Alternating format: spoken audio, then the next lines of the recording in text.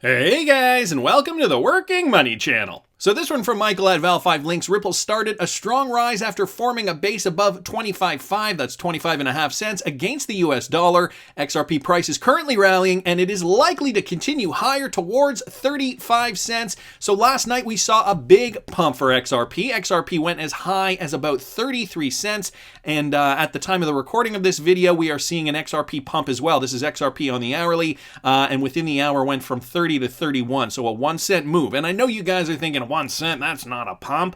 How could you call that a pump? Well, guys, if you have 10,000 XRP, a 1 cent pump is equivalent to a $100 gain. Now, let's not forget, some people in the XRP community have more than that. If you have 100,000 XRP, a 1 cent pump is the equivalent to $1,000. Okay, the more XRP you have, the more exciting this is. And I don't know if you guys caught my video yesterday talking about Keemstar's $1 million XRP purchase. Now, he purchased XRP at about 27 cents. Right now, XRP is trading at roughly 31 cents. So if you multiply his 1 million XRP purchase times a 4 cent increase, I think you guys kind of get the picture, right? He just made $40,000 off this 4 cent move since yesterday, or rather 2 days ago when he purchased the XRP at 27 cents. So let's talk about this. XRP moving up. Of course, there was the Coinbase delisting is occurring today. Today is January 19th, or rather the halting of XRP, not the delisting. Let's make sure we're clear on those terms. So it looks like there was some XRP FOMO in the market, right? I have a feeling this is American investors buying up XRP before it was too late. And, I've been seeing tweets like this all over Twitter yesterday, or I was seeing them yesterday. This coming from Jungle Inc. I fully expect to get smoked in the short term, but I believe a 28 cent XRP with Ethereum and Link that just about doubled in value will be a win. And so he just converted some of his Ethereum to buy 58,431 XRP. Congratulations, Jungle Inc. Your mind is clearly in the same place as my mind was. Just yesterday, I bought some XRP as well. Full disclosure, I bought at 28.4. Couldn't help myself. I bought more XRP at 28.4 because it's so undervalued compared to the rest of the altcoin market, guys. Do what's right for you, though. A lot of people congratulating me down here, buying, and they were sharing their stories as well, filling their bags too. There is a lot of positivity, despite the SEC lawsuit that's happening right now within the XRP community. I think people are really starting to get it. The new money fled from XRP after we had seen that high. Let me just put it here on the daily.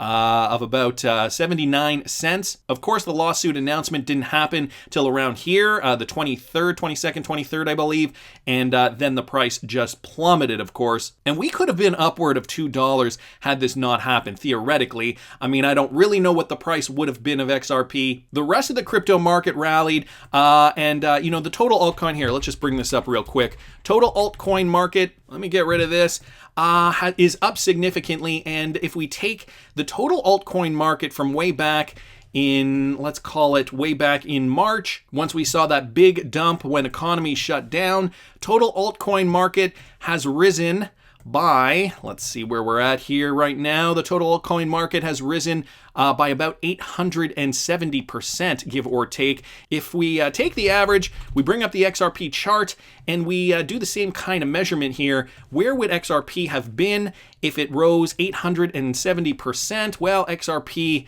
would be up to roughly 870%.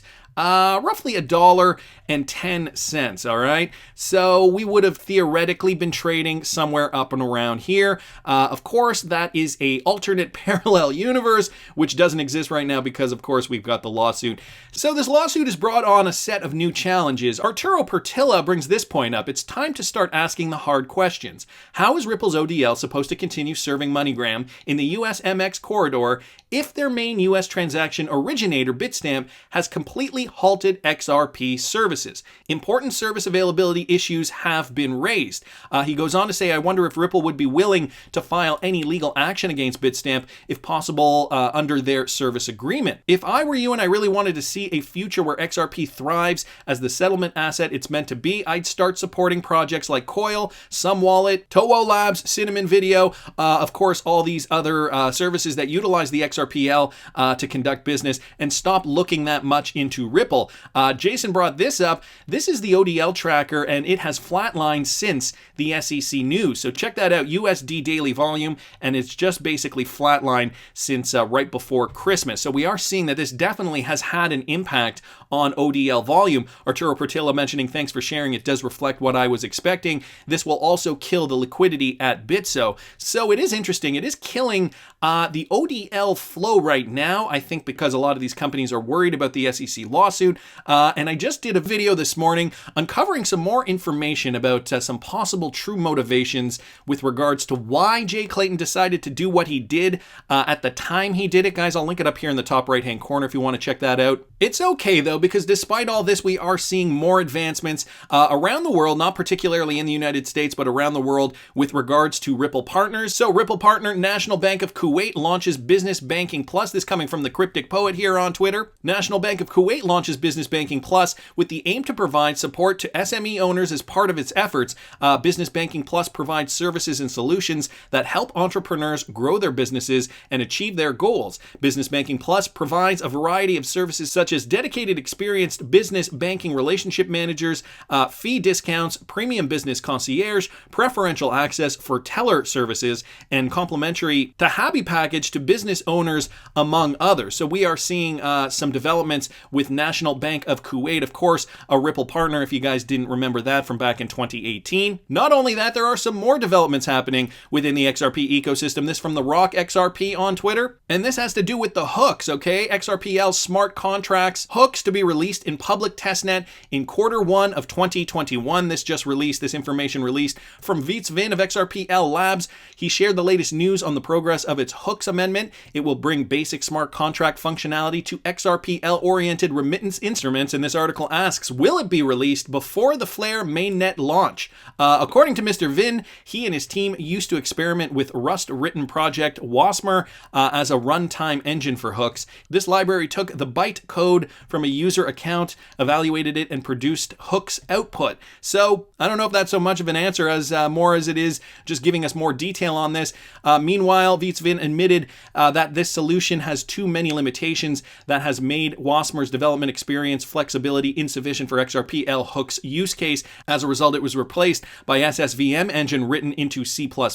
So some technical information for those of you guys who are interested in that. But the public testnet will be launched in Q1 2021, which just means essentially more progress is being made on the XRPL. This is the biggest takeaway I think you guys are most interested in, considering you are XRP investors and you do want to see eventually XRP being utilized in real world use cases. So thanks so much to LuckyJohn_XRP for posting that. We've also got this, guys, another one from the Cryptic Poet. RippleNet connected VoloPay raises $2.1 million seed round to build a financial control center for businesses. So VoloPay, they are a Ripple customer, and they are also a Singapore-based startup building a financial control center for businesses, and they announced that they just raised $2.1 million in seed funding. The round was led by Tinder co-founder Justin Mateen and included participation from Soma Capital, CP Ventures, Y Combinator, Venture Souk, the founders of RazorPay, Antler, and other angel investors. So big news there, guys, coming from VoloPay.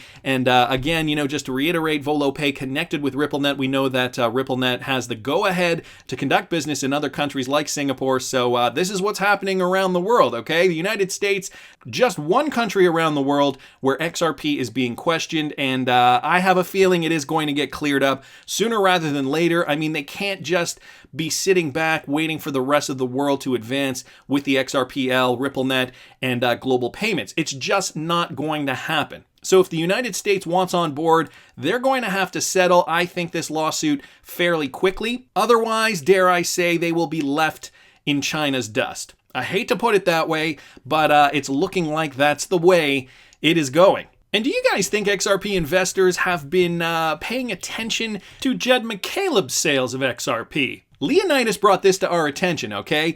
Jed's taco stand had paused XRP sales ever since the SEC lawsuit was announced, and after 25 days of no sales, 28.6 million XRP was finally sold today. So if you guys don't know the story, Jed McCaleb was one of the initial creators of the XRPL, along with a few others, left the company Ripple to start Stellar, and all the founders received a certain amount of XRP. And in order to prevent Jed from flooding the market by selling his XRP, they put something into place when he left the company that said he was only allowed to sell a certain amount based on the transactional volume of XRP sales. And so right after the lawsuit, everybody noticed that Jed McCaleb had just halted selling his XRP. But now, 25 days later, he sells 28.6 million XRP, and that was from January 18th. So that was just from yesterday. You guys can see that number here, 28,625,777.04 XRP was sold from Jed McCaleb's taco stand wallet. So a lot of questions surrounding this. Does he know something we don't know about his privileges to sell XRP? Of course, he likely halted because he didn't know what the outcome of the SEC lawsuit was going to be. Did he seek legal advice? Did his lawyers say, no, you're good to sell because this case doesn't have any legs to stand on? Of course, wild speculation. We don't know why. All we do know is that he is continuing to sell XRP as of yesterday. So Leonidas following up here, Jed had paused his sales in the past to allow a charity he had donated XRP to sell. This time, however, he paused his sales right after the lawsuit. There is no way to know why he resumed. He could have waited for some advice from his lawyers or for a million other reasons. I agree completely. He likely sought legal advice to make sure he was doing the right thing. And chances are his lawyers said, no, you're in the clear. You can keep selling your XRP. For whatever reason they think, I don't know how he would be classified if he's classified under a certain type of XRP trader because he was once the founder of the company and he owns so much or not. I don't know if he would be considered, like a regular retail investor like you and I. Chances are he would not be. And of course, there are a lot of stipulations around the sales of his XRP, so I'm sure he would have to seek legal advice in order to make these types of trades, these huge transactions. But it is very interesting. Flare community down here also saying very interesting. Thanks for keeping us updated, Leonidas. XRP Monkey, well, I've been saying this, just because retail investors are out doesn't mean exchanges can't buy or sell. Wouldn't be surprised if he sold to exchanges OTC for a discount. I'm not sure if he's allowed to do that or not. I'm sure it says in his contract. So guys, I will link this tweet thread down here in the description. If you have some interesting information that you want to share, you can definitely jump in on this tweet thread. I'm just scrolling through this right now and I just realized this from Cato. This is interesting. Apparently, Tetragon entered into an agreement with Ripple knowing that XRP could potentially be classified as a security, but the upside potential was so good that they went ahead anyway. Looking forward to this case getting settled. So this completely switching gears here with regard to Tetragon, XRPs prior to the SEC announcement, this upside could have been substantial. As you guys know, Tetragon did indeed file a lawsuit against Ripple, at which Brett Garlinghouse was not too happy about, if you guys remember correctly. So this is getting really, really interesting, guys. Again, I'll link this tweet in the description of this video. Last thing I wanted to mention here, remember three things. This is from Stephen Bull Dieppe here on Twitter. XRP is not deemed a security outside the United States. And this is the bigger point we have to remember here. The world hasn't changed. XRP trading is still occurring everywhere else. Central banks outside the US are also printing money out of thin air at full flow, which means XRP price is still undervalued AF. I'm not going to say it, but AF, I think you guys know what I'm talking about here. XRP price right now at 30.5 cents. Did you guys contribute to this huge green candlestick buying at Coinbase before they halted trading of XRP? And if you're not in the United States, are you going to continue to buy up XRP while it's still at these low prices? Tell me down in the comments. I want to hear what you guys think. Please subscribe to the channel if you haven't already. Like the video if you like the content I'm providing. I always love hearing your comments. See you in the next one, guys.